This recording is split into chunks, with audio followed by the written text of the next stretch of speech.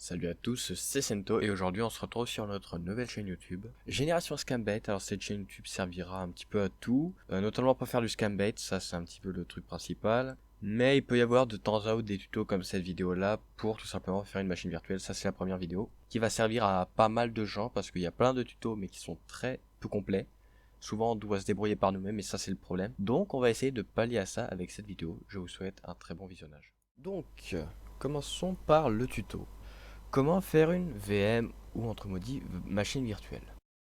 Alors, qu'est-ce qu'une machine virtuelle? Alors, une machine virtuelle, c'est comme si on mettait Windows et dans son PC on avait Windows. C'est pour faire un miroir en quelque sorte d'une machine. À quoi ça peut servir? Alors, une machine virtuelle peut servir à plusieurs choses, notamment faire des serveurs web. C'est justement ce qui est utilisé dans pas mal de cas. Tout ce qui est par exemple, si je prends exemple des serveurs Garry's Mod ou TeamSpeak, ils sont hébergés sur des machines virtuelles pour éviter de trop consommer. On peut aussi prendre l'exemple des sites web, ou alors par exemple ce que les arnaqueurs utilisent, donc un système sous Linux de Go Autodial qui sert à passer des appels. C'est un exemple. Donc nous on va s'en servir justement pour le scambait et installer soit Windows soit Linux, voire macOS dans certains cas. Alors comment faire une VM? Il y a plusieurs choix, donc on peut avoir VirtualBox qui est gratuit. Il y a VMware Workstation qui est soit gratuit soit payant, il y a deux versions. Il y a Hyper-V qui est disponible à partir de Windows 8, si ma mémoire est bonne. Je sais que c'est disponible sur Windows 10 dans tous les cas. Et il y a QEMU qui lui est gratuit, qui fonctionne sur Windows 7 ou Vista XP, si ma mémoire est bonne. Mais on va pas s'intéresser à ces deux-là, on va s'intéresser d'abord à VirtualBox et VMware. Donc, VirtualBox ou VMware? Alors là, c'est assez compliqué de choisir parce que VirtualBox a pas mal d'avantages. VMware aussi. Mais moi, si je me fie à mon instinct, je dirais que VirtualBox est très bon, très compétent. Mais on va pas trop s'attarder dessus. On va parler de VMware. Donc, quelle version choisir? Parce qu'il y en a deux. Il y en a une qui est payante, VMware Workstation Pro, et il y en a une gratuite, la version Player. Bon, alors moi, je vous recommanderais plutôt la version Pro, même si la version Player est quand même assez complète et très très bonne. Mais bon, hein, entre nous, moi je l'ai craqué et j'ai pas eu de problème sur ça. Donc, allons-y. Nous voici sur mon bureau. Donc ce qu'on va faire, c'est qu'on va d'abord télécharger VirtualBox. Donc on va marquer Oracle VM VirtualBox. Le lien est en description, il ne faut pas s'inquiéter. Voilà, donc on peut voir que moi, vu que je suis sous Windows, on me propose directement de la télécharger sous Windows. Mais on peut voir qu'il y a aussi pour VirtualBox une version Windows, macOS, Linux et Solaris. Bon, moi j'ai testé la version Linux et Windows, les deux fonctionnent très bien. Donc on va cliquer sur notre système d'exploitation, donc soit Windows soit OS X. On prend Windows. Et là, on peut voir que ça propose de télécharger 168 mégaoctets. Ça fait beaucoup. Moi, bon bah il est déjà téléchargé et installé. Donc on va le lancer. Oracle VM VirtualBox. Bon, moi dans mon cas, j'ai déjà plusieurs machines virtuelles, dont macOS X. Mais on va faire tableau blanc, hein, on va dire qu'on n'en a pas. Bon. Alors, on va faire une machine virtuelle. Donc là, il va falloir choisir l'OS. Donc le système d'exploitation. On choisit entre Linux, Solaris, BSD. Bonjour Steam. IBM OS X, enfin IBM OS pardon, Mac OS X et autres. Moi je vais prendre un Windows, donc là on a le choix jusqu'à de Windows 3.1 à un Windows 2016, donc un Windows Server, ou bien autre qui là représente les bêtas par exemple. Bon, moi dans mon cas je vais choisir un XP. Donc là il détecte non, Windows XP. Bon, j'ai déjà un Windows XP qui n'est pas marqué, bon tant pis. Donc là on va mettre le nombre de RAM. Donc on va mettre 512 qui est suffisant pour XP. On peut mettre 1 giga, ça c'est pas un problème. Donc là il recommande une taille de disque dur de 10 gigas. Moi je vais en mettre 40. Donc on change le 1 en 4. Je dis en 4. Voilà. Donc là on fait créer. Bon. Là on a une machine presque prête. Il faut d'abord aller dans configuration. Dans stockage. Et là sur le CD on va choisir à l'ISO. Donc l'ISO c'est un disque virtuel. Donc moi il est dans external. ISO. Windows. Et là j'ai Windows XP Pro 32 bits SP4. Je sais, le SP4 n'est pas sorti, c'est un crack, on ne m'engueule pas. Et là on fait démarrer.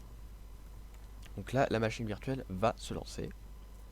Bon, on va couper les fenêtres de notification. Ça, on va faire ne plus afficher. Donc il faut faire CTRL droite hein, pour afficher la souris. Hop, je vais la fermer. J'ai dit je la ferme, voilà. Et donc là, on voit que notre Windows s'installe. Voilà. Donc là, l'installation peut commencer. Donc là, on fait Entrée. Donc on le fait soit en NTFS, soit en NTFS rapide. Moi, je vais le faire en rapide. Et là, il commence à formater le disque dur. Bon, il n'y avait aucune donnée, mais ça, c'est pas bien important. C'est juste pour être sûr que ce soit compatible. Voilà, donc ça va très vite. Et là, ça commence à installer. Donc, je vais le faire en accéléré.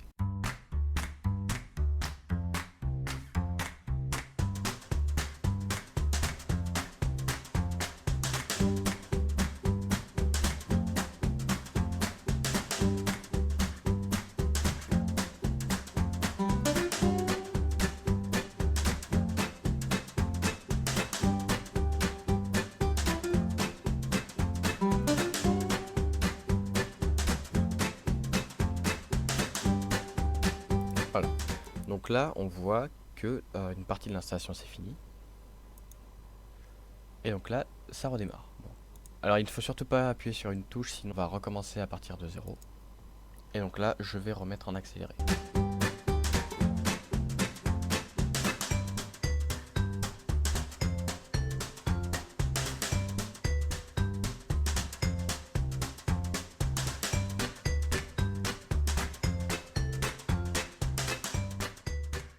Donc, voici ce qu'il se passe après la moitié de l'installation, enfin moitié entre guillemets.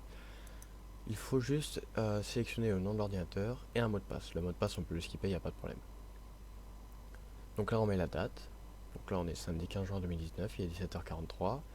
Et on est en GMT+1. Ça, il l'a détecté. Et là, on patiente encore.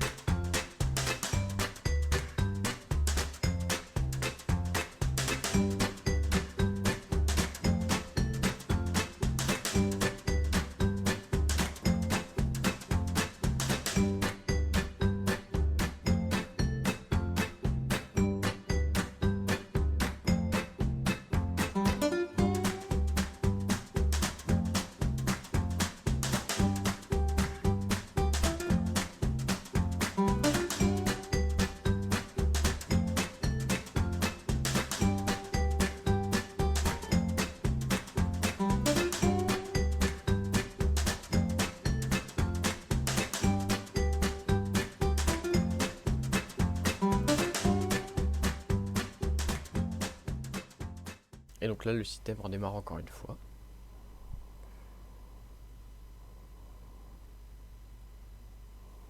Voilà. Et donc là, il va tout configurer. Tac. Donc là, la résolution a été modifiée pour correspondre à l'écran, mais bon, j'ai un écran 1080p, donc du 1024 par 768, c'est un petit peu mieux, mais c'est pas encore ça. On va régler ce problème après. Voilà, donc là on a la petite musique. Voilà. Donc on fait suivant.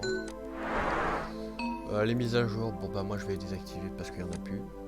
Ça on va faire ignorer. Non, on va pas l'enregistrer. Alors le nom, bon bah on va dire PC salon. Hop, on fait suivant. Et là on fait terminer.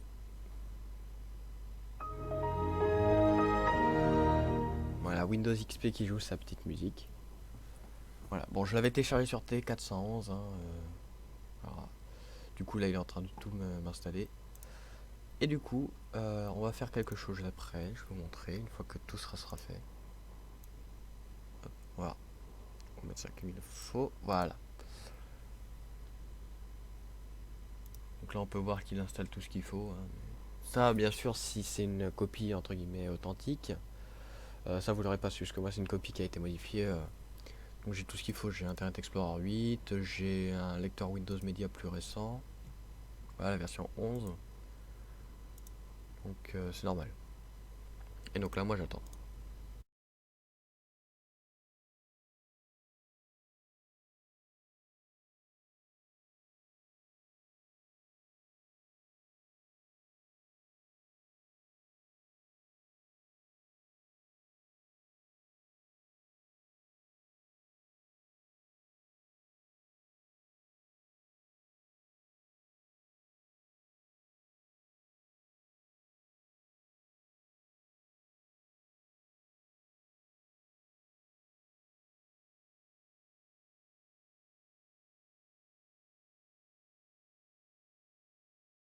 Voilà, et là on peut lire fin de l'installation, donc moi je vais faire un truc.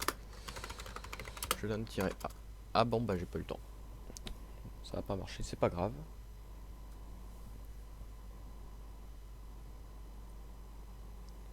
Donc là, ça redémarre. Bon, je vais retirer le CD. Enfin, l'ISO. Hop, on a éjecté. Hop, ça on est bon. Et là, on a Windows XP qui redémarre. Voilà.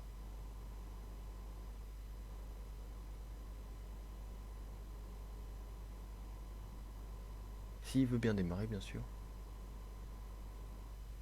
Bon, après, c'est une VM, voilà. Je disais, c'est une VM, donc c'est normal que ce soit un petit peu lent. Tac. Voilà. Non, je ne veux pas. Je ne veux pas. Je ne veux pas.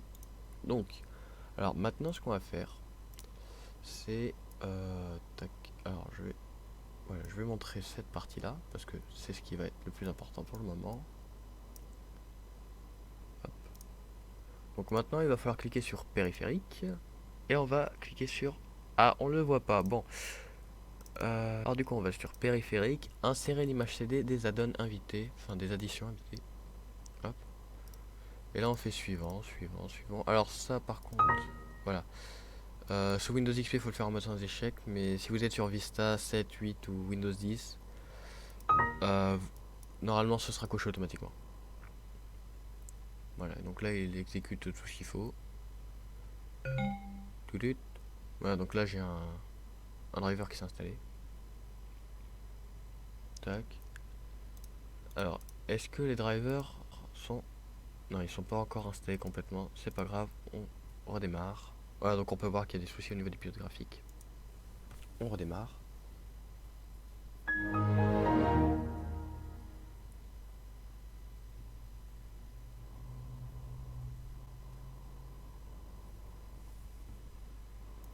Donc là, on a Windows XP qui charge, normal. Je vais me mettre en plein écran. Ne plus afficher. Tac.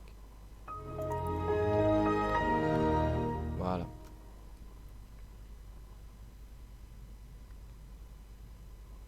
Et donc là, normalement, Windows XP, oui, hop. Et voilà, donc là, on a les pilotes graphiques qui sont installés. On n'a aucun bug. Voilà. Bon, après, c'est une machine virtuelle, donc c'est sûr que niveau interface graphique, bon, il peut y avoir des petits problèmes, mais ça, c'est pas encore très important. Hop, on va l'annuler. Merci. Donc du coup voilà, on a tout ce qu'il faut, donc on peut aller sur internet. Bon, je vais télécharger Firefox du coup. Ah, il faudrait peut-être activer les chiffres. Donc on va aller sur google.fr. Et on va chercher un navigateur. Non, je vais plus mettre Chrome parce que Firefox c'est plus galère à télécharger. Hop, et là on le télécharge. Voilà. Donc là ça dit bien qu'on est sur XP, qu'on aura plus de mise à jour et tout. Hop, et là on l'exécute. Et voilà. Donc là on va avoir un Chrome tout propre qui va s'installer. Et on pourra appeler des arnaqueurs. Voilà, elle est pas belle la vie. Donc j'espère que vous avez apprécié cette vidéo et que vous n'aurez aucun problème. Si en cas de problème vous pouvez toujours me contacter en description. Ce sera soit moi soit Jopir qui répondra, il n'y aura aucun problème. Au revoir et mettez un petit like.